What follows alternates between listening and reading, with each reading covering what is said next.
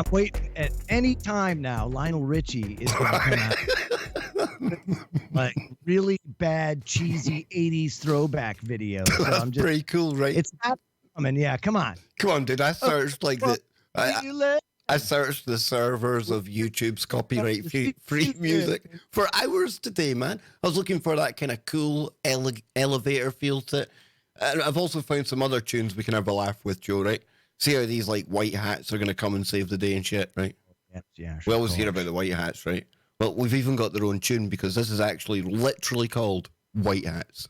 White Hats, yes. So we can, like, here we go. Very good. Yeah. Yes, there it is, right? So when we're talking about, you know, everyone getting sent to Gitmo and stuff, you know. It's feeling very, very white hattish. It's cool, right? And it's white hattish, yes. I can picture them all running about with their white Jordan baseball caps on right now. Absolutely. Why does it gotta be like that? Couldn't it be more like the maybe KKK, perhaps? I bet you. Now, I'm really starting to get a bit worried here, right? Because for some reason, the chat room's meant to be coming up on the right-hand side of this dope new-looking kind of studio we've got going on here, it's Joe. Nice, by the way. You like it, man? The weekend woo, you know, up there. I also like this virtual constellation thing going on where Scotty would be. It's yeah. I mean, when Scott comes in, we can just take that away. Scott's in there, you know, put that away. We can have other guests up here on the right-hand side. I also like how you rub everybody's nose and poo-poo with Jody Rose looking at everybody right in the face, all you haters. I know, just to trigger people along the way, you know. Yeah, just in case anybody missed it. Here. There it is. There's the chat room. There it is. Look, we've even got cool colors in the chat room. Very nice. Very nice indeed. We're up in the game here on KBS, you know, going for big name guests. This is the year's anniversary, actually, of getting the new streaming machine.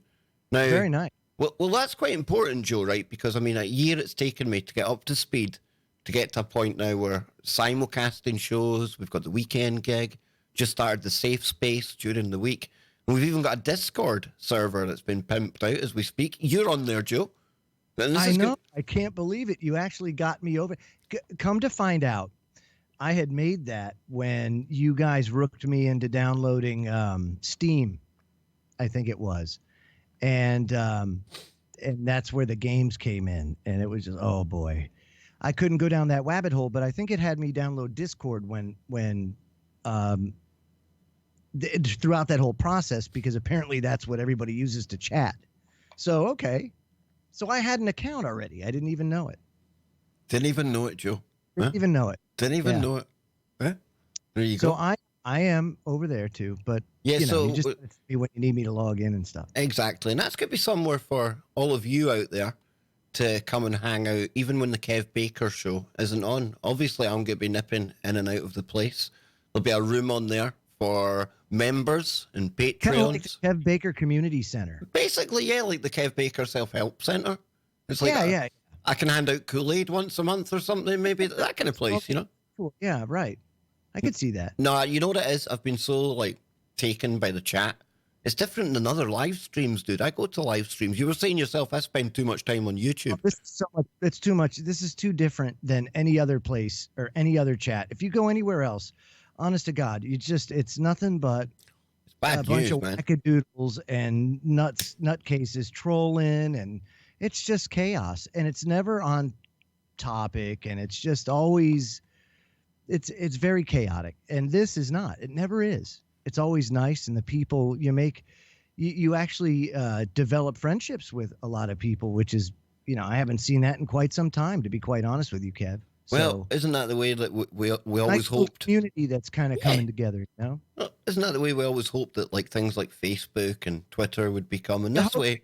It gravitated that way, but yeah, you know what, man? It doesn't.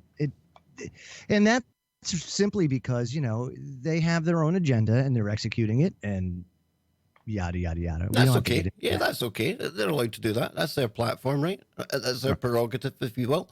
But at least over on the Discord, you know, there is no like big corporation that's going to say, well, you can't say that.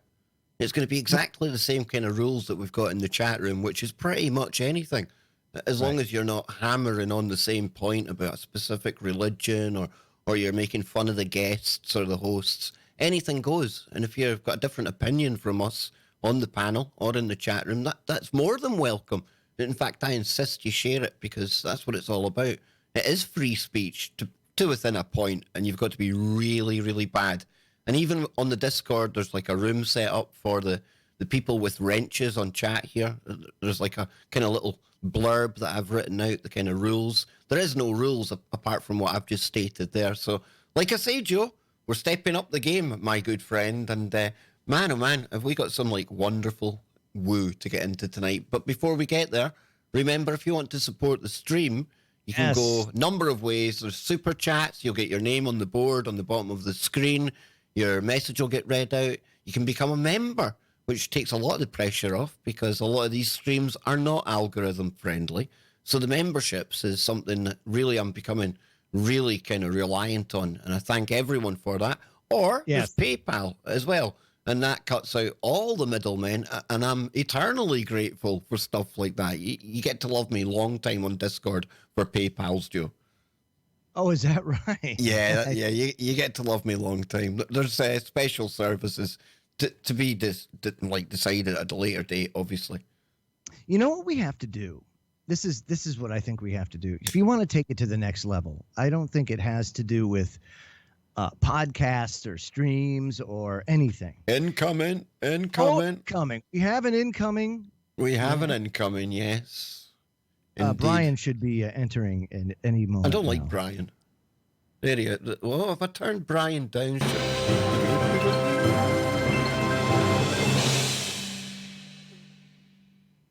You like that? Hello, lads. Good to see you all. And it's good to see you, Mr. McGrinder. Now, there's something I didn't think I'd be saying in the early hours of a Monday morning, ever, Joe. But I am. There we go. We're doing it.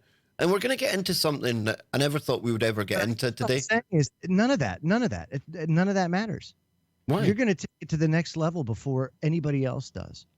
You're going to create an AI after your own personality. And then anybody that wants to support Kev Baker, one of the benefits is they can download your AI into their robot.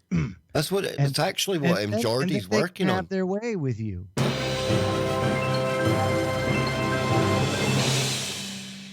It's a good start. Good start to the new. That should have been £5 lol. Excellent. £5, £5. You've been looking at more octopus, which we can get into later on in the show, Joe. But on your point about the AI, you don't think me and Jordy are like in cahoots for no like ulterior motive, do you? See, I've already decoded it. You know what's going on then? There's going to be another one incoming here. We're not going to get Brian, unfortunately, or fortunately, as I think. Dang.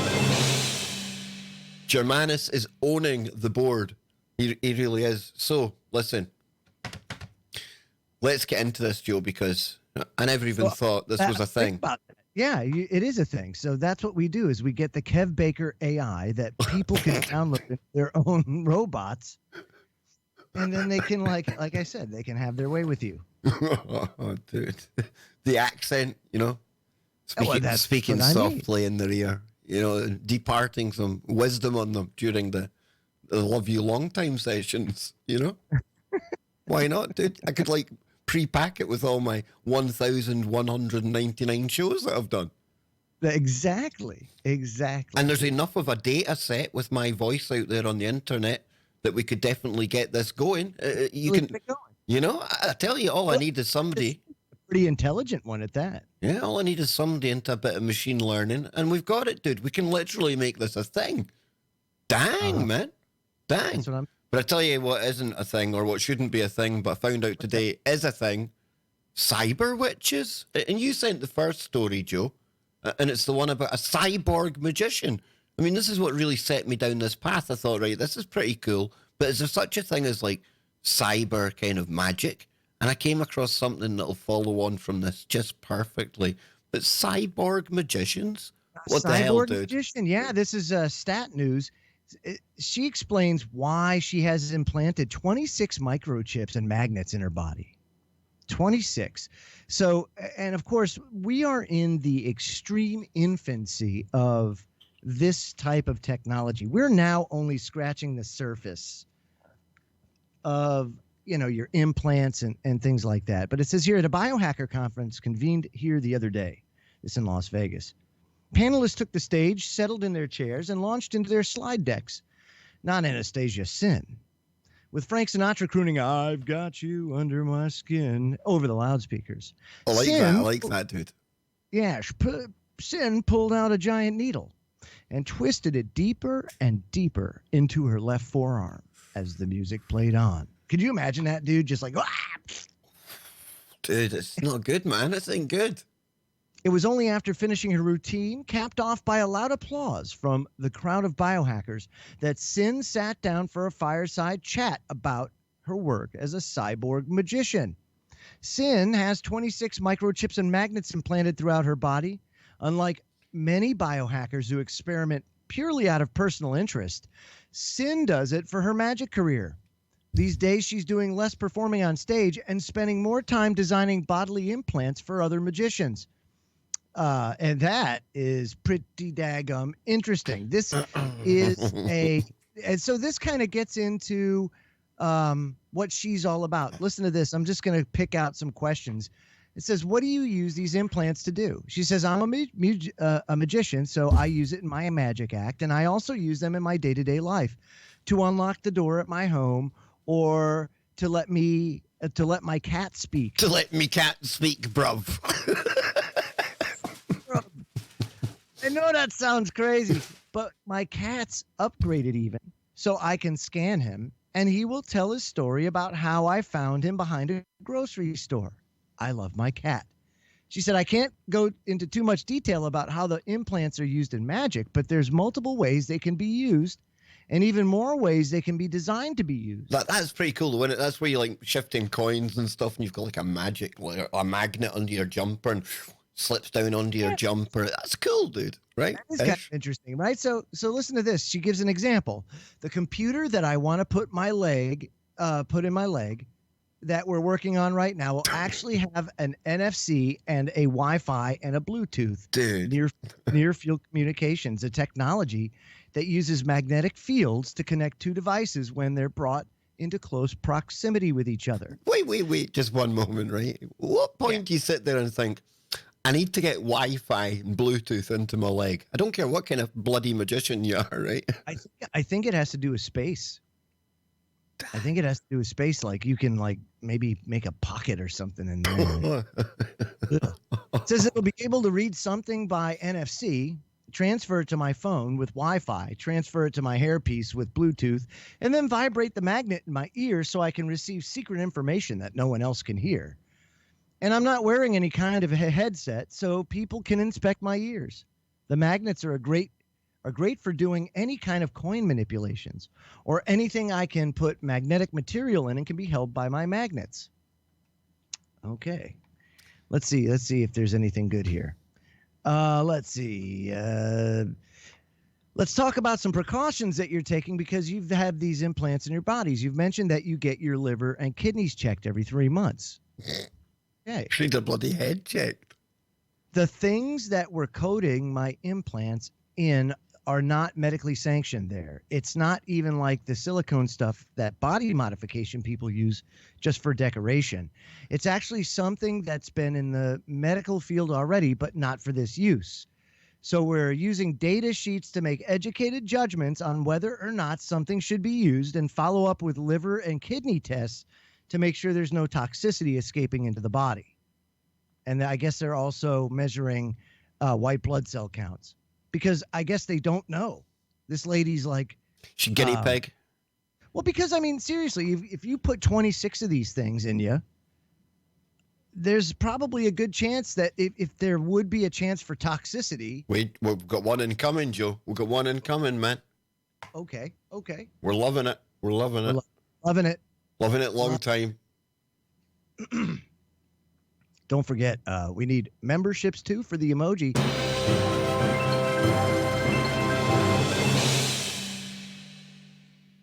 Thank you very much. Smoke a doobie. Smoke. Brian's rapping, man. Smoke a doobie. That's awesome. Brian's on it, man. Oh my God. I've never heard Brian do that before. Who knew?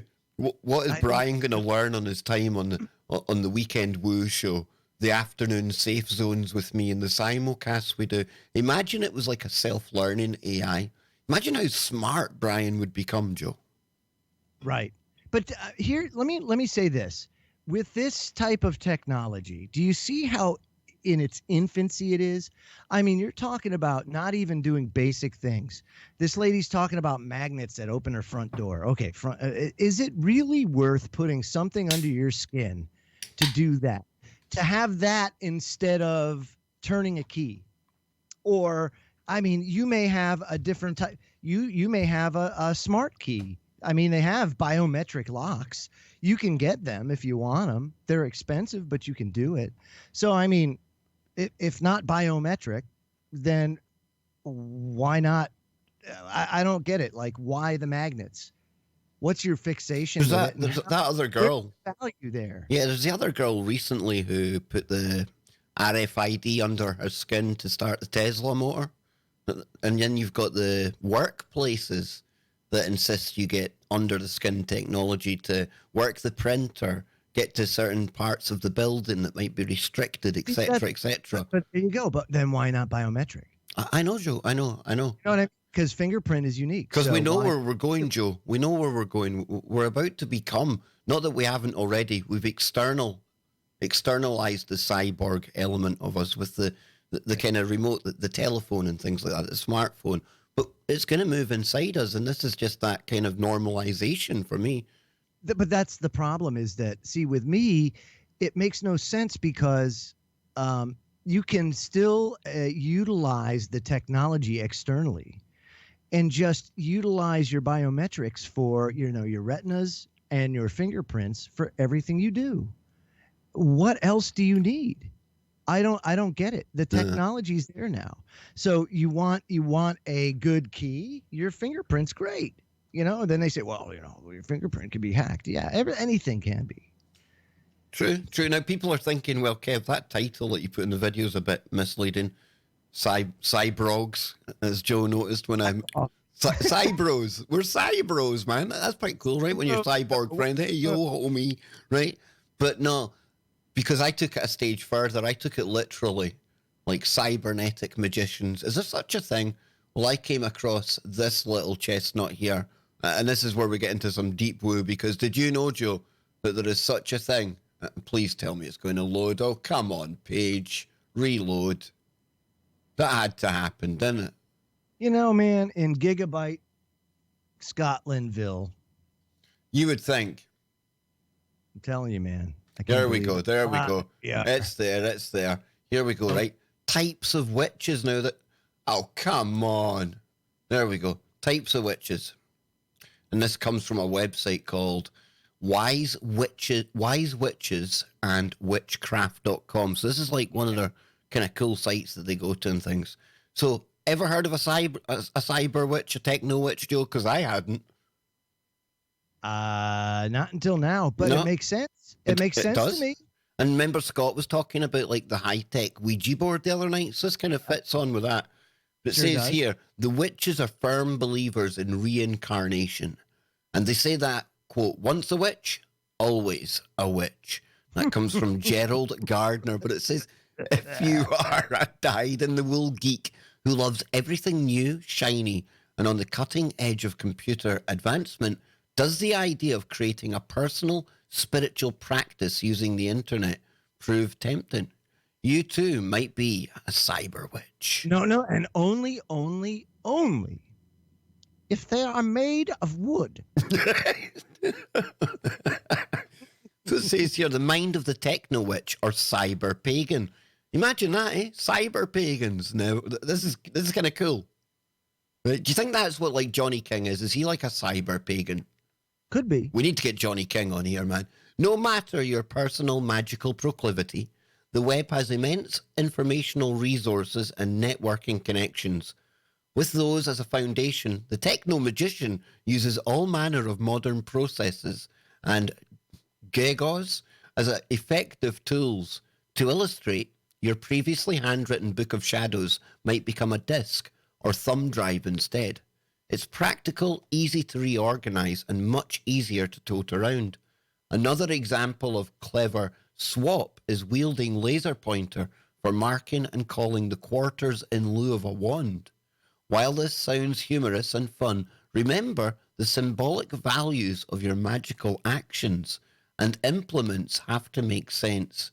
To those practicing cyber Wicca or techno magic, these concepts translate easily and logically. So you're talking about like using a laser pointer, like a modern day wand, Joe. Right. So they're just using modern day technology and basically saying, like back in the day, the wizards were those that knew physics on a level that transcended anybody's real understanding of things. And so as a result, they took advantage of the people's stupidity and, did things that were probably viewed as magic, but it really wasn't.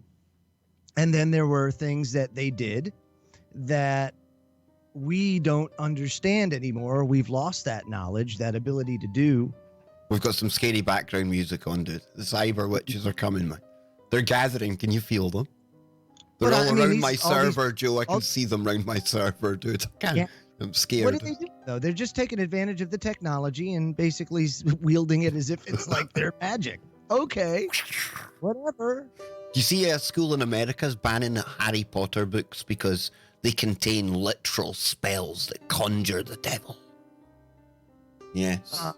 I say to each their own. So here it says, how does cyber magic work? Well, from a metaphysical perspective, magic is energy with a specific underlying pattern that facilitates its function. When you cast a spell for health, the vibrations you send out signal your intent. It's somewhat like writing instructions in a language the recipient can fully understand and implement. Now, take the idea one step further. Computers and their accessories have energy running through them. The underlying philosophy behind the techno-witches' practices is that all this electrical energy can be directed like any other power source. Now, after all, doesn't the coder direct his or her will into making a function, thereby transforming a program or a site? In this case, the cyber witch becomes the proverbial coder. What happens if your online spell or ritual conventions seem to go awry?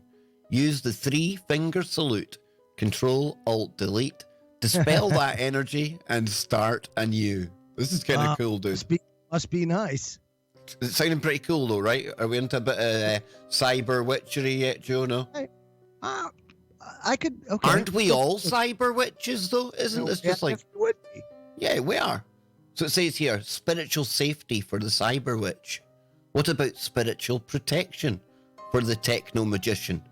In normal settings, many people wards before a working. Basically, wards literally ward off or keep away negative influences. This protection often has a basis in elemental magic, using the power of earth, air, fire, or water as a sentinel. Now, these wards remain in place until the end of a working. I can picture me like sprinkling salt.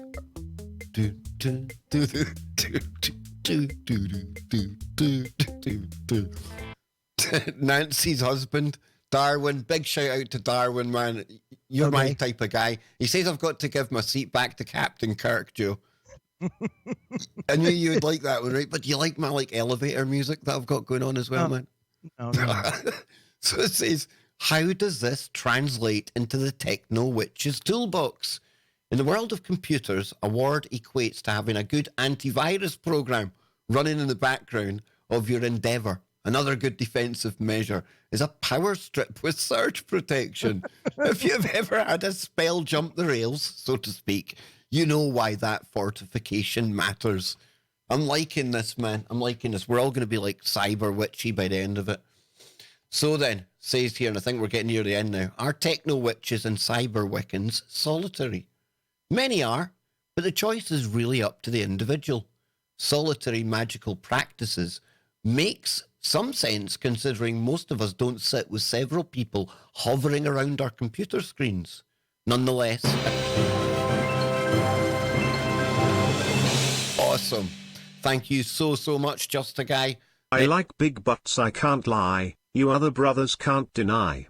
Sit back, relax, pack a fatty. Smoke Mithyagotum. Brown chicken brown.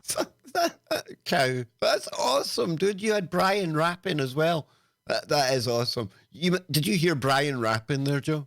I did. That's awesome. So we get back to this, right? And it says, just to finish it, right? It says, nonetheless, a techno or cyber pagan or witch can consider joining an online group, chat room, or forum. And it says some forums offer long-distance ritual work using nifty tools like Skype and webcams. Other groups may simply come together for the exchange of ideas, like Discord. Both have value, but how practical this interaction is depends heavily on a person's time constraint and their IQ. The cyber world moves very quickly, and every bit and byte of time matter. Now, it's a bit of a laugh and a joke there, right? An analogy for how we're all kind of witches and wizards when we're participating in technology anyway. But think about what was said in there, Joe, the energy thing. All of this done via energy on our computers, energy and light to transmit it back and forth along the internet. Right. Isn't it kind of magical anyway that we're even able to do this? In a way, it kind of is. If anybody that was primitive were to try to interpret what they were seeing or what we were doing, they would probably classify it as magic, witchcraft, anything like that, right? So you could interpret it as that. I can't see why you wouldn't. I like it. Me too. It's just another way to consider it. It's no different than calling, I'm not male or female. I'm a cyber witch. So what about these, we were talking about the AI, we were having a laugh earlier on, right? And you get these chat bots and things like that. But we are soon going to be downloading AI assistants. Have feelings too. They do have feelings too, Joe. Chatbot lives matter. We know that. Make chatbots great again and all that jazz, right? But at what point when we're downloading these personal assistants, because that's going to be the next big thing now, we're going to have our personal Siri. Is that purely code, or is there a chance for a techno ooga booga to get on the line? Ooga? Yeah, I don't know. I couldn't answer. I'm not really an expert in that kind of field, but we're experts on nothing, Joe. But especially that. Especially that one. No, I think that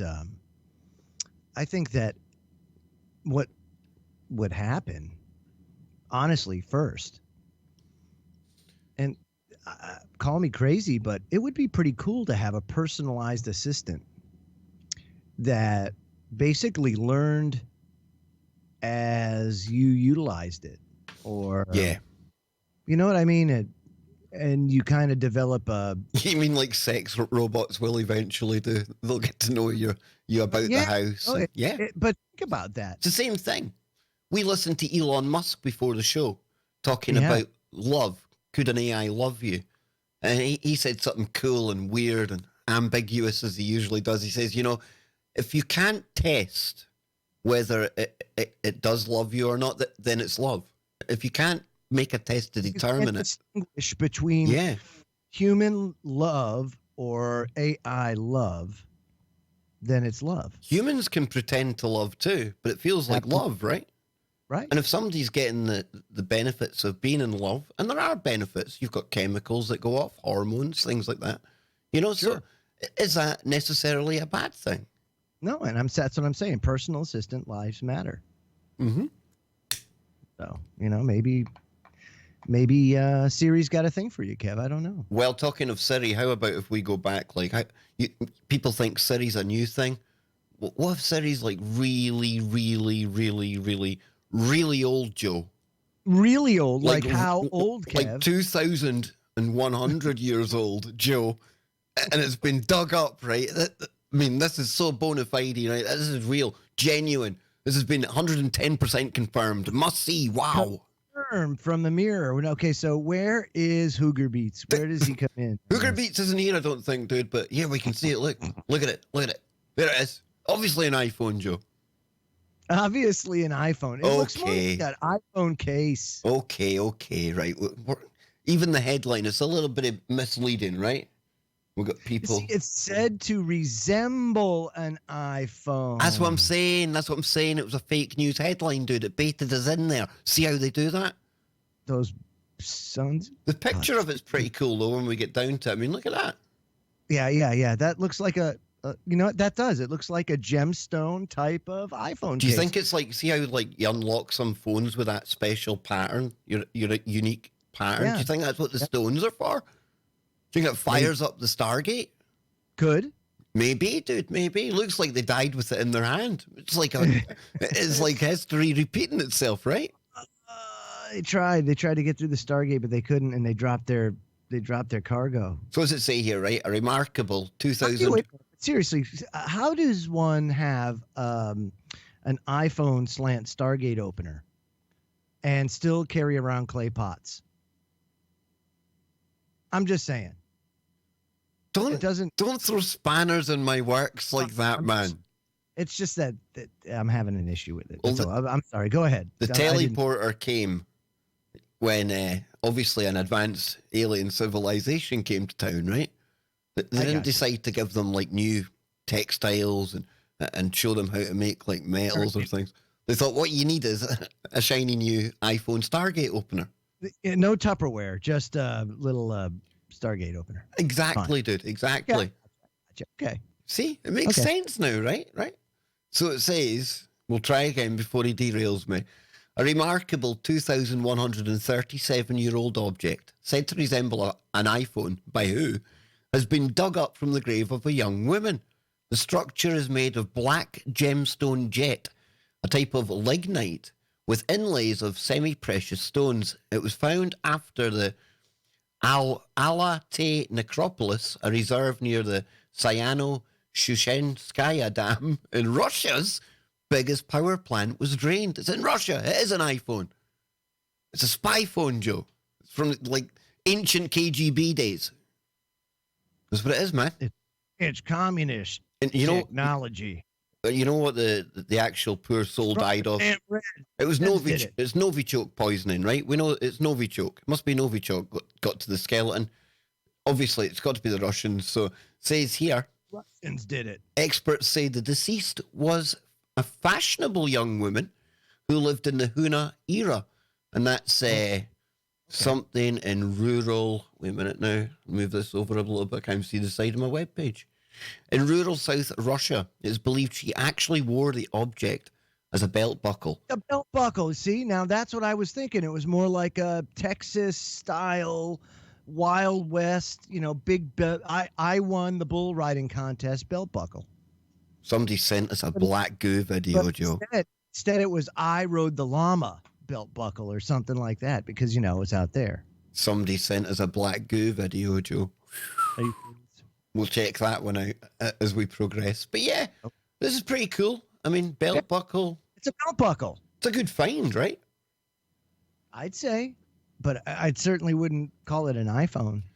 And with location, you can see where the remainder of it kind of was here, I think. Oh, the mirror, they're so wrong. You think so? So wrong. It's a belt buckle. It's a ball guard. Whatever you want to even though it's a young woman. Woman. Forget it's a young woman. Maybe women had balls back then. Stop being so uninclusive. New word. Hey, talk about cyclical. There you go. See? And L in the chat says it's ancient belt bling. Of course it is, Joe. See, you're right. Mm-hmm. You're right. So yeah, pretty cool. Pretty cool. Well, what else we got in the grab bag, my good man? Let me see what I have in the grab bag. Doctors shall share all about bizarre household items. Here we go. Removed from people's bums. Yes, now we're descending into the good stuff, eh? Ooh, brown chicken, brown what? Ooh. Nothing like getting a balloon whisk stuck up your back passage. What? Right, before we even get into this is one of these stories where I've taken the headline, I've not even checked what some people have been up to. But why, Joe? Why on earth? There's talk of like Richard Gere back in the day with a gerbil. Oh boy, oh boy, oh boy, boy. When I found out about that. Why? Oh my. Just why? What? There was a Darwin Award recipient that actually took that a step farther, you see. Do tell, my good scholarly friend, do tell. Well, there were these two gentlemen that were doing the whole felching thing. And so the gerbil wouldn't come out. And the friend said, dear Lord. If it'll go towards light if you shine a light. So there they are, right? This guy's got a gerbil up his bum.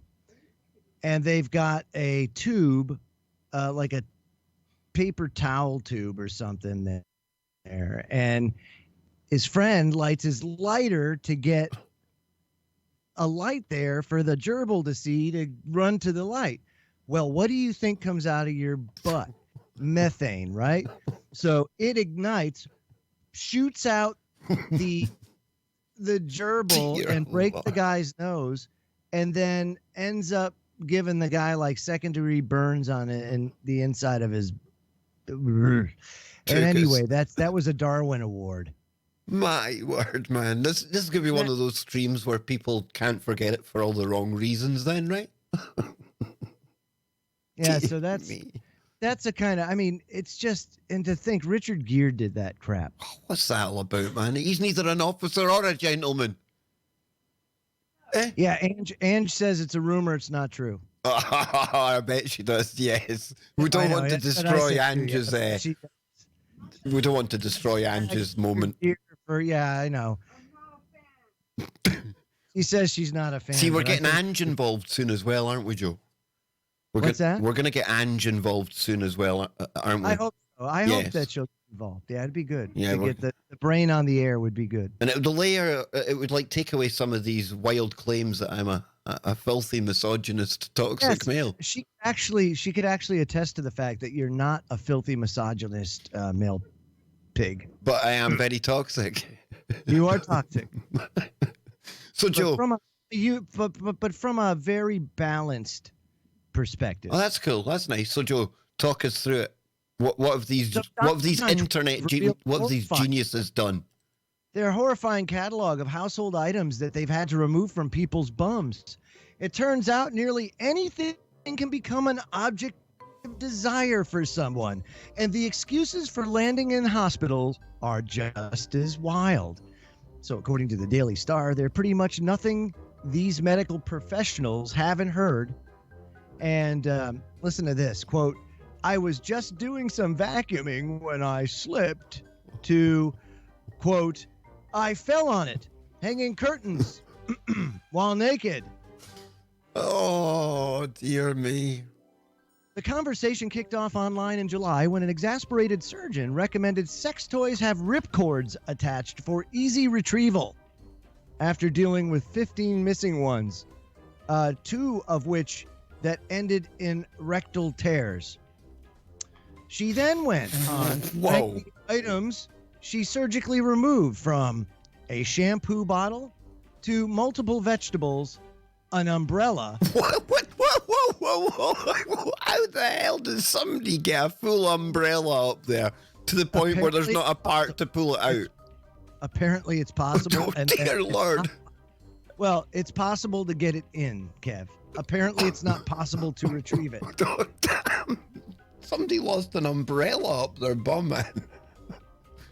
Oh, Ange talked about, she just said, remember the guy that sat on the empty pickle jar and it busted in his ass? Oh, yeah. What about this dude? A branch of an apple tree? A curtain pole? Of an apple tree, a curtain pole, a light bulb, and the stem of a broken champagne flute. A broken bowl. Memorable finds. That's right.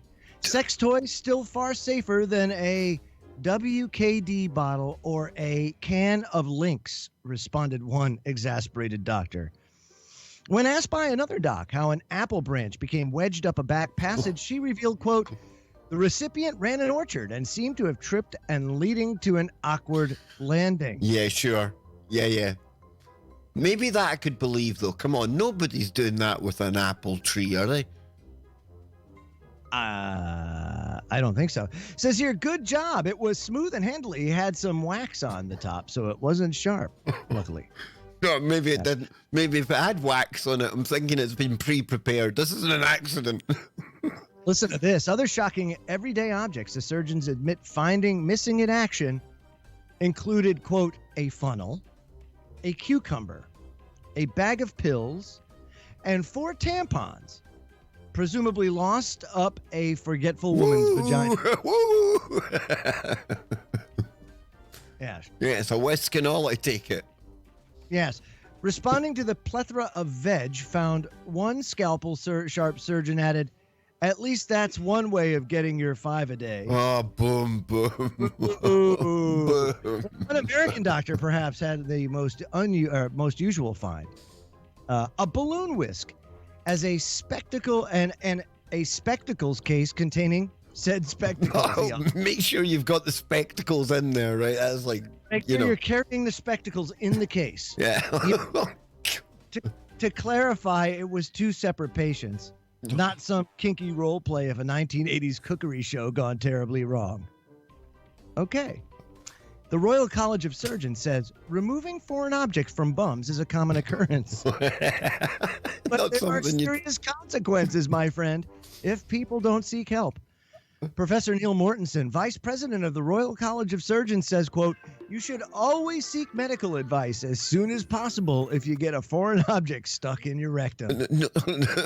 Absolutely. Although there must be that like shame. There's shame attached to this, Joe. You must sit there and you must be figuring out any way you can of avoiding the inevitable ending up in a story like this, right? Well, okay. So first of all, one of the things it says, he says, as well as the high risk of infection and incontinence, a foreign object in the rectal passage, could lead to a serious life-threatening harm, such as a perforated bowel.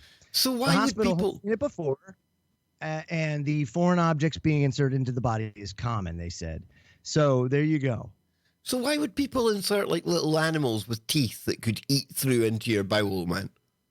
I don't know. People do very strange things, That's like Kev. Felching roulette, right? You know what I'm saying? One bite, you're out of there. I don't know. I don't understand it, but when did people get so broken? So very interesting that, he says, make sure, people will actually go about their business with something stuck in their ass because they don't want to go to the doctor and hope maybe it'll fall out, right? And they think, oh, well, just work it out, that kind of thing. Yeah, maybe that's the case. To give you another example, another Darwin Award here. Darwin Award. So there's this guy, works in a factory, and at lunchtime, he would pleasure himself while letting his testicles rub on the conveyor belt. Oh, damn, they rub on the conveyor belt, and he would and apparently that was his lunchtime ritual until one fine day. Said conveyor belt, the zippers that hold the conveyor belts together. Oh God, no! It caught one of his marbles and it tore out one of his testicles. Right. So what did he do? Of course, he's there writhing in pain, but he can't let anybody know, and he can't miss work.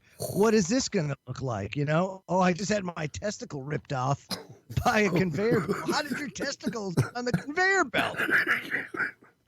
It's kind of one of those hard things to explain. What's wrong with some people? When do you come up with that? He goes and he got a packaging stapler, Kev. He got a packaging stapler and he stapled his sack together and went back to work. And for 2 days, he just dealt with it with ibuprofen and just tried to clean it out as best he can. Well, it developed a bad infection. It actually started to get gangrenous. And so he ended up having to, go to the hospital, and it took him out. But yeah, that was another Darwin Award with somebody that had their testicle ripped off at work because he was pleasuring himself on the conveyor belt. Man.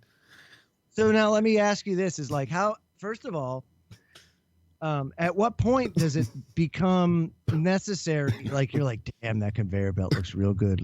Exactly. What leads you to that point? would feel if I just let him like rub against it as I run. You're like, what do you think? Is it? How does that enter your head? Much like, that 2-liter bottle would really feel good up my ass right now. I mean, like, what are you There must thinking? be like progressive steps that take you there, right? You don't just go from being your average jock every day and then all of a sudden coming up with this, right? I mean, it's like a slide into depravity, dude. It's gotta be. I know, but even the slide, it I don't know how you explain it, man. It's just like somebody said in the chat room, it's devolution. We're going backwards. Devolution is right. Yeah, I would say so. Yeah, you wouldn't even see a monkey doing this kind of thing, man. Monkey would look at that and think I'm putting my balls anywhere near it. Do you know what I mean? No. So I don't get it, dude. I don't get it. Job that mundane, right? That you've run, like, okay. I've just got to watch these bottles go down the conveyor. I just got to watch these bottles go down the conveyor. Hours and hours a day, day in and day out, day in and day out. Is it that bad that you finally crack and you're like, this is the life. This is how I should do my job. Yeah. And then see? Make it stop, Joe. Come on, man. Accidents happen. Yeah, it's bad. Oh, dude. I don't know where it ends. I have no idea, man. Safety first. Safety first. Oh, dude. Too much laughter. Honestly. I got another one here. Oh, no. Ancient code. Let's shoot. Oh, yeah, man. Yeah. This is the UFO element, right? Yeah. So this is an interesting thing here. I found official Navy images reveal UFO encounter in the Arctic Sea. Now, this doesn't happen. This isn't present day. This is an image that originated from the USS Trepang.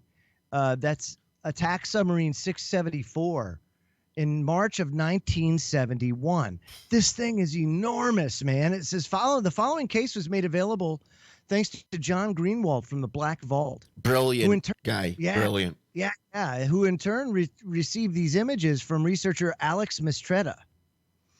And do you see that? Look at that. The photos here display are evidence of a close encounter between forces of the United States Navy and a UFO on the edge of the Arctic Ocean in March 1971.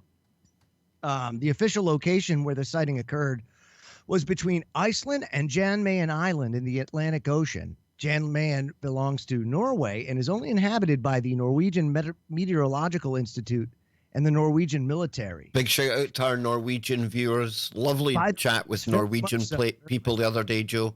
Looking at Norwegian Space Center, looking at things that were like, threw me back to the Norway spiral, dude. So Norway, big interest at the moment there. Pretty cool. It says here the UFO sighting occurred by accident as the military was in the region on a routine joint military and scientific expedition. According to the reports, the officer who initially spotted the UFO was John Kilka using the periscope. So after looking at the image, what's your thoughts? And it says here, when I first looked at images, I was shocked. I've seen thousands of images of alleged UFOs throughout the years, while some of them cannot be explained in any way. Some others are certainly fabricated images. The images made available by Alex Mistretta have certainly puzzled me and seem authentic. Yet, they seem to resemble the movie Battleship. At the moment, the giant alien ships, which were submerged under the ocean, come out underneath the ocean and confront the military. The USS Trepang sighting will surely become one of the best recorded UFO sightings in history. So let us know what you think about these images. And do you think they're really depicting extraterrestrial vehicles? Or is it possible that there's another explanation, more human, can be attributed? The size of these things don't look human back then, eh? They're pretty big. They're huge, yeah. See, do you see that one? That first one there, the one that looks like a cigar. Yeah. That one right there, right? Yeah. Doesn't that look like that Star Trek 4 probe? You know, the one about the whales. I mean, you've got this one here. It looks like the monolith. That looks like something monolithic going into the water. And I've often said, if you're going to find these things, the chances are they're going to they're going to be underwater, Joe. If they can travel like interdimensionally to get here, I would say they're probably waterproof, and we're better to hide. Everyone's looking up, and yet they could be underwater. Absolutely. Matter of fact, that would be the best place to hide. Yeah, exactly. And have this... That would be the best place to hide. Think about that. Because, just go in the Marianas Trench. No one's down there. Exactly. No one's going to be there. Exactly, dude. Exactly. Well, and isn't it already alien down there, Joe? I mean, you've been looking at the octopus again, right? Oh my God, dude, those things are amazing. What we're talking about. I mean, we were talking about them the other day with Scotty Lopez, and you decided to go and take a look at them. And I mean, you talk about aliens from other worlds. There's aliens on our own world when you look at these things, right? There is so much about our own planet that we don't know and understand. And it's all in our oceans. I mean, the stuff, I can't believe that we've done what we've done to our oceans and dumped what we've dumped in our oceans and radiated what we've radiated in our oceans. And we haven't pissed something off down there. I'm serious. Especially if any of this is real, I mean, here's one going into a locked jar here. And it says it's going to get out of there. Won't surprise me if it gets out of there. Really wouldn't. Fast forward it a little bit. Look. Yeah. Look at that. It twists the jar, dude. Yeah.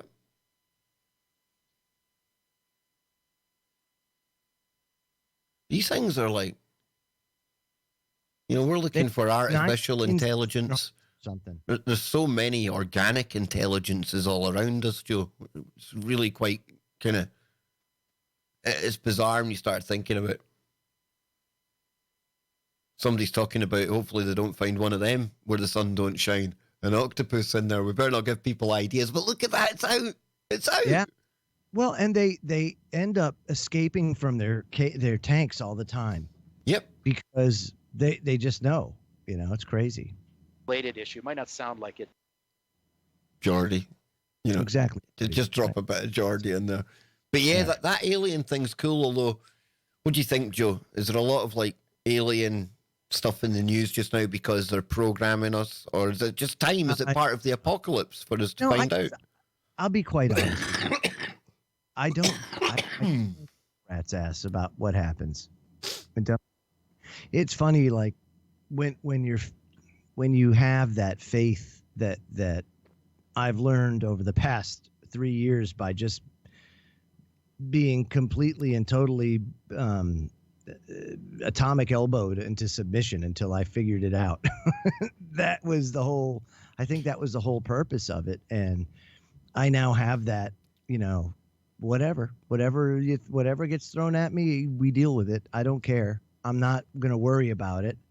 I can tell you that I'm sure that has some part of it, that maybe it is some sort of, normalization. I get this idea that what they're branding as climate change is really that cyclical destruction that happens. And they know that it's coming. Just like it happened before. It's clearly documented in history. It's clearly going on right now. They're trying to say, well, it's climate change. And then people say, oh, it's not real. And they're making these arguments, framing it, well, the humans don't cause it. That's the whole argument. Humans don't cause it. But it's happening, right? What are we doing about it? All the while, our billionaire buddies are all doing everything they can to get off planet as fast as humanly possible. Cow farts, they try to blame it on. Cow farts. Yes. We were talking about cow farts the other day on the show with my buddy, Brendan Drackler. It was like climate change from a scientist's point of view, Joe. Really, really interesting. It's a take you usually don't hear in the alternative media. But you know me, I always try to bring all sides of the debate. So you can check that out over on the channel. Joe's away to get himself a cup of coffee. But yeah, myself and Joe were speaking before the show, and Joe's been through the mill. He was Related issue. Might not sound like it, but he was talking about the last decade or so, he's been really through it. I would say the last 5 years for me have been like a roller coaster. I know a lot of other people out there, they've been going through all the drama, big things happening in their lives, in and around them, friends and family. And it's at the same time we're all talking about this apocalypse, this awakening, a changing of the age going on. And I'm wondering if it's like a sine wave, wave goes up and down. And it's almost like maybe we're close to hitting rock bottom, or perhaps we already have. And if that's the case, then we're about to go on the uptick again. They call it a renaissance, whatever. That's why I'm quite optimistic. It doesn't matter how crazy the world gets. I think we're bouncing back right now. Could still get a heck more or a lot more crazier along the way as we go back up the curve. But I think it's exciting times. It's weird times. That's why there's lots of woo to talk about. That's why so many people are having paranormal kind of experiences as well. Got lots of people reaching out to me recently talking about their own personal kind of paranormal, supernatural stuff that's going on. And I often say with Bill Bean now, this kind of activity's spiking right now. And again, all of this at the same time as what I was talking about a moment ago. People's lives going through big changes, the apocalypse happening. And now, I'm just talking about this. Remember before the show, Joe, the sine wave I said we're on? Yes. It's almost like this apocalypse. Your life's been in turmoil. I've had big changes. Everyone's been going through the mill, dude. But now we're picking up again. There's cycles within cycles within cycles. There's cycles everywhere. Yeah. You look at how we transit the solar or the galaxy. The galaxy goes, and here's our little solar system, and we're going above and below the galactic equator, and we're making this sine wave pattern. Yep. Which they say is an age. Go from here to here, that's an age. Go from here to here, that's an age. Man, I mean, there's cycles everywhere, and it's cycles within cycles within cycles within cycles, and it's all down. It's like funhouse mirrors. Some we know, some we don't. Right, exactly. And some that we'll never even be aware of because they're so energetic. That we'll never be able to detect them, Joe. We're not aware of them. But one thing that CERN did show in all of its testing is, holy crap, man, everything's ordered. There's nothing random about the universe. It's all ordered. And it blew them away, Oh, boy, how do we explain this? That's where you get me going down God being the programmer of the simulation road. I get you. Yep. But still, it gives credence to it didn't happen randomly. No. Exactly. Well, you never wake up one morning and a really cool computer games created itself out of nothing. Somebody's put that together. These things don't just happen by themselves. They don't. Especially when you see the math that you see all around you in nature. And the only other place you see math like that is in the making of a computer game. Hawking himself said that the Big Bang happened as a result of the laws of physics. That the laws themselves is what created the Big Bang. And it just makes no sense. For me, the laws of physics are the parameters to which the simulation is set. That's right. Mm-hmm. But the laws don't invent, the laws don't create. The laws don't have mass. No, exactly. You know what I mean? Exactly. And, funnily enough, get this, Joe, speaking with Brendan the other night, and he's an astrophysicist, and do you know what he said to me towards the end of the show? They're starting to think, and he's including himself in this, but we often laughed about dark matter, dark energy, right? He's starting to say that scientists are really maybe starting to scratch their head on that one. What if they've got it wrong? And how long have we said that dark energy, dark matter stuff, they've never seen it, never measured it, whatever. They just know it's there because of the way that galaxies behave and stuff like that. If they're able to now say that we don't know, that's encouraging in itself, right? That's part of the apocalypse. That's huge, because think about that. What if we were able to experience and interpret more of that 95%? You would see more of those layers of the pages, more of those pages, Kev. That's all it is. That 95% is the things that we can't interpret or experience because we're limited to these 3 dimensions. Yep. I'm with you, dude. I'm with you. Or 4 if you count time, You have to count time, I think. Right. I think you do. But then they say in string theory, there's up to 13 dimensions. Our brains operate in 11 dimensions that they know of. Yeah. Which is... See, that there is, again, that's just, I think that they go in a direction where there's some truth, and then they just, I'm of the opinion that we don't know. I think a lot of it's to make the maths work, Joe. I've said that to scientists before. I'm like, is that just to make the math work? Like dark energy. That kind of thing. It just rounds off all the zeros and makes everything nice, and it fits into their equation then. You know? So I'm with you there. Yeah. But that's not to say that, you know, first of all, I commend the curiosity, most certainly. And one thing that, again, their scientific endeavors have shown is that it complements spirituality. It does when you look at it that way. When you go and interpret the data truly, it complements spirituality. It doesn't compete. It's not one or the other. They work in tandem. There's some scientific explanation. There's some spiritual explanation, you know, and that's just the way it works, just like everything else. And this whole divide thing is all the result of people that want power, to retain power or to gain power. And that all comes from, you know, these what I consider demonic possession. But it's that influence, it's that 95% of dark matter that we can't interpret, that have influence over us, yet we cannot experience them in the physical. Although if you are and do kind of plug into it, you can experience it and you can interpret it. And one of the best ways, and something that I've seen happen firsthand, is with Ange and her gut instinct. Very, very, very accurate, and over the years has been just spot on. There's a holy trifecta to master there, Joe, right? You've got your gut, your intuition. Yeah. It's got neurons in it, right? There's neurons in your gut, right? But then your brain. Then you've got your brain, obviously the main data processor. But the third part of this like holy trinity is the heart, where there's also like a couple of hundred neurons in there. But that's what I do now when I'm looking at stories, because it's so hard to tell what's real and what's not. And instead of just looking at it in my head, where it's easy to react and you'll lash out on social media, I physically try and make sure that it sounds weird, it sounds new agey, it sounds woo. And I'm going to get Nancy on to talk about this for a full show one day. But literally taking it down into that heart level and processing it there before it goes to the brain.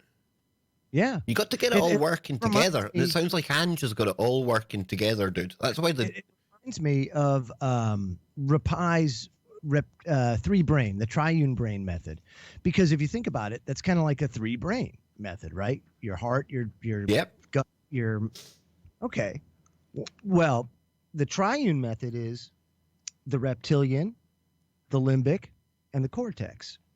And the reptilian, of course, handles your survival and reproductive instinct and behaviors. And anytime you want to debate somebody, or you want to convince somebody or somebody or something or whatever, you always try to frame it and make your argument around survivability and reproducibility. And he says oftentimes if you can do that, you'll win, or you'll convince. You're more apt to do so. And then, of course, you have your cortex. Your cortex is your logic center. That's where you reason. And then your limbic is your emotional center, or your emotional response. And so he says, well, you know, to give you an example, I was working for Michelin and they wanted to increase sales. And so they asked me to come up with something to help them do that. And he says, I was thinking about it one day and I put a baby inside a tire. And he says it was a genius thing. He says, I didn't have to say anything after that. I had everybody at that one image. I had them. My progeny safe inside this tire. Michelin. You know, And sure enough, that baby in the tire sold more tires than any other ad campaign in Michelin history. So, I was just looking for it there. Yep, and that's Clotaire Rapaille. That's it. Yeah, that was one of his achievements. Sold more tires for Michelin than any other campaign they ever had. And it all had to do with the triune brain method. Look at that. It says, okay, so Michelin costs a little more money. Get what you pay for, quality, progeny's safe. What does it make you feel? You get that limbic response. So you start your argument, center it around the reptilian, survivability, reproducibility. Make sense, spend the money, get the good quality, my progeny's safe. Limbic response, satisfied. My progeny is safe. I feel good. You win. That's how he does it. And that's how they do it. Gets you right away. Like you explained to me the first time, that one image. That's it, done. Boom. Didn't have to say a word. And that's how it works. So. Yeah. It's very, very interesting. Yeah. Always listen to the gut. That's for sure, man. He in the chat room said it best. Century of the Self. What a great documentary. Probably one of the best documentaries out there discussing people like Bernays. And you can even go farther and look into Wilford Trotter and Gustave Le Bon and people in that time period really unlocked the human psyche more so than at any point in time in human history. Dang, look at that, dude. 750,000 views, 250,000 views, 2.1 million views, 145,000 views. It is, Kev. That documentary, have you watched that? No, I haven't, dude. Kev, you have to watch. I'm telling you, tonight, take the time and watch it. Just part one. Just part one. And then if you want to go on from there, whatever. But that right there, that documentary is probably one of the most important documentaries to understand how we got to where we are now, from an agrarian needs-based society to the now desires-based society, the one where we've become so self-centered and wrapped up in ourselves. Well, you want to know why? You'll learn about it. They wanted it that way, They designed us that way, dude. Because you're easier to control that way. When you let these heathenistic, animalistic instincts that they call it. I don't call it that. I call it more along the lines of, again, we open doors and gateways in our lives. And in the quantum world, of course, we know time has no bearing. No. These entities operate in that realm, a realm outside of ours where we're trapped in this time bubble, if you will, this jail. They're not. So once you open that doorway in your life, whether it be materialistic or whatever, it doesn't matter what it is, but you open that door, you let those things in. And they wreak havoc on you for your entire life. It's always a battle. You're always fighting it. And that's the thing, is that you don't want to do it. You don't want to open doors if you don't have to. Should have had the scary music on for you saying all that. That was pretty cool, dude. That'd have been pretty cool. We've got one more story, though, before we go. Yeah. About my favorite. Ocasio-Cortez, Joe. You sent me this today, man. This was quite funny when I read this earlier on. On The Price is Right. Or was she? No, of course she wasn't, but it's funny. Well, of course she was. No, she wasn't. Oh, yeah. Fake news. My gut and my heart tells me my darling Ocasio wouldn't do that, right? You don't think so? No. Alessandra isn't that bad, Joe. She's not as bad as people make out. Her Green New Deal's sweet. No. Yeah, no, I just sent that to you. It's Babylon Bee. But it's funny, though. It's funny. It's one of those move sites, but it is funny because apparently she goes on there and I think, what was it? She thinks everything's for free. Yeah, everything's for free. pumped to be on the Price is Right in Hollywood this week. The special guest introduced herself as U.S. Representative and rising star of the Democratic Party. And says things got interesting when the game began because every time it was time for her to turn in her estimate, the answer was free. Of course, it became like entire Italian leather handbags and an all-expenses-paid trip to the Bahamas, 2019 BMW 330. And, of course, Ocasio-Cortez shouted, free. Yeah. Come on. What? That's kind of cheesy. It's funny, though. It's funny, dude. It's funny. Yeah, you got to admit. That's like really good Photoshop. And so I would have thought that they would have done something a little more, I don't know, cheeky considering the effort they put into photoshopping her there. It is a good one. I'd be proud of that one. And of course, even with our new template set here, Joe, I can even get like your Photoshops and things incorporated down where Scott should be, you see? Oh, that's crazy. You see, I can just get them in there and stuff, you know, I can just have them playing on a reel. My Kev Daffy, all that kind of good stuff, all that good jazz, Joe. You know? See? Yeah. Looking good, man. We're almost out of time, dude. I got one more. White fright. And I'm not talking about racial tension. Yes, you are. Eating chicken linked to cancer as a major study connects white meat to the disease for the first time. Ooga booga booga. Need to find it. That's the Sun. Did I not give it to you? You did. You did. It's in there. I'm just getting it from the chat now. Okay. It says chicken's been linked to a higher risk of getting cancer for the first time. Britons consume about 1.3 billion chickens a year. Wow. If you guys. We like our chicken, Joe. Yeah. What of it? I can't, because we eat probably 100 million times that. It's crazy the amount of chicken Americans eat. Not a blue chicken in sight, folks. Not a blue chicken anywhere. Not yet. Not yet. So 1.3 billion chickens every year, and poultry's widely been regarded as a healthy alternative to red meat. But Oxford University researchers have found that eating chicken is associated with a higher risk of non-Hodgkin's lymphoma, a type of blood cancer. The study also found it associated with an increased chance of prostate cancer in men. Why is everything that's nice bad for you, Joe? It doesn't it? It always ends up being that way. It was good. Yeah. It's bad. It's good. It's bad. It's good. It's bad. It's good. It's bad. Enough studies and everything would kill you, right? You know what? It depends on who funds it, and then that basically determines, right? Isn't it like the, didn't the corn syrup? No. Yeah, they vilified the sugar. I think it was the oil lobby and the sugar lobby were like fighting against one another. And that's how corn syrup came to be the sweetener, because it had to do with, they didn't want corn to be put in the fuel. They didn't want ethanol to be a competitor.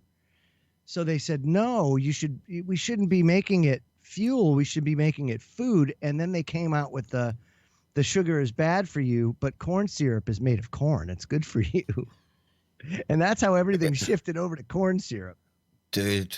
Do with oil lobby going and vilifying the sugar lobby so that the corn was used for that instead of fuel. And then they jacked the sweeteners, telling people, get off sugar, get onto sweeteners, and the sweeteners are poison. And that's all poison, yeah. Right? It says here, but the study didn't pin down exactly what the link is, and it could mean that the meat contains a carcinogen or that the method of cooking is a factor. Research published in the U.S. earlier this year, however, found women who switched to poultry from beef, lamb, or pork were 28% less likely to get breast tumors. Now, when it comes to red meat, the NHS says there's probably a link between eating a lot of red and processed meat and bowel or colorectal cancer. Moderate red meat eaters are significantly more likely to develop bowel cancer than occasional consumers, the largest UK study said in its finding. And like I said, I know that right now the bad thing is red meat. That's the real bad one. Yeah. But I don't know about chicken. I know that I love the hell out of some chicken. It's not going to stop me eating it. Put it that way. Not in the slightest. You could get hit by a bus tomorrow. I'm not going to deprive myself of some of my favorite food, And I don't think it's the chicken itself. I'll be honest with you. It's probably something that they do in the way that, if you notice, like over here, the Purdue farms, and the first of all the farmers that do that, they hardly make anything. I think they make maybe $10,000 to $15,000 a year after expenses, raising these chickens, and they just have these huge. You don't want to call them barns; they're just buildings. And these chickens, there's never light in these buildings. Never once is there light. These chickens never see the light of day, and there's thousands upon thousands of them in each of these buildings. And they're just constantly fed antibiotics, and they eat their own crap all the time. Not right, dude. Not it's right. Not very inhumane. And so you don't know if that's a factor. Is the fact that they're doing that, the way that they're raising these chickens, does that play a factor? You don't even know, because they don't get into that. So I don't think the meat itself is bad, but I think the way that they're doing it and the process is probably bad, and that's probably what's contributing to it, if I was to guess. I would go with you, Joe. I truly would go with you. But then again, if we wait till next week, there'll be another study done, and it'll say, no, chicken's good for you. So again, like you said, it depends who's funding it. Employed, they got to eat, Yeah, but I think scientists need to eat too. I've got a good story for us. I like covering the dumbest criminals on the daytime stream. So I found one in the Metro, Joe. One in the Metro that you're going to like here. I'm going to send you on the Skype, and then I'll bring it up on the screen. There we go, man. There we go. So this one here definitely fits into the category of dumbest criminals. Oh, no. A man dies after accidentally shooting himself while trying to gun down a target. So is that not like universal karma? Is that not like eye for an eye before you've even taken the first eye? I guess, man. I mean, it's like this guy must have really been evil. And let me just point out, there's a gun ban in the UK. Oh, look, criminal has gun. Shockaroonie. How did that happen? Now, I would have thought maybe he'd have some daggers or something he's throwing. Probably like a plastic sword, something like that. It says here, a man died in Lewisham after accidentally shooting himself while trying to gun someone down. Police were called to Syndham Road at around 3:45 p.m. after reports of suspicious activity in the area. Shots were then heard before a man, believed to be in his 20s, was found with gunshot wounds in the busy South London area. He died at the scene 5 minutes later. One woman, 56, living on nearby Venner Road, described seeing the man attempt to shoot someone else before being hit by the bullet himself. Was that a magic bullet? Do we think it was? She said he ended up shooting himself. The bullet bounced off a car window. You can see on the car window where the bullet bounced off it. See? And she says, after it happened, the boy he tried to shoot stood there filming him. You see, I had to let you continue there because you had the voice sussed, man. That was her. Did you hear that? It was like, he's kind of there laughing, filming him. As you do, just a typical Sunday in Lewisham, But that's what people do now. It's not like, oh, wow, somebody got shot. Let's get help. It's they got their phones out. They're filming them. That's the first reaction now, Joe, isn't it? It is. It says she said that she had been stuck inside the police cordon for 3 hours since the shooting, adding that she believed the victim to have no parents. Two men drinking in a nearby pub heard one gunshot, but believed it to be a car backfiring and had received several versions of what had happened. One, who didn't want to be named, said, we heard 3 or 4 different stories.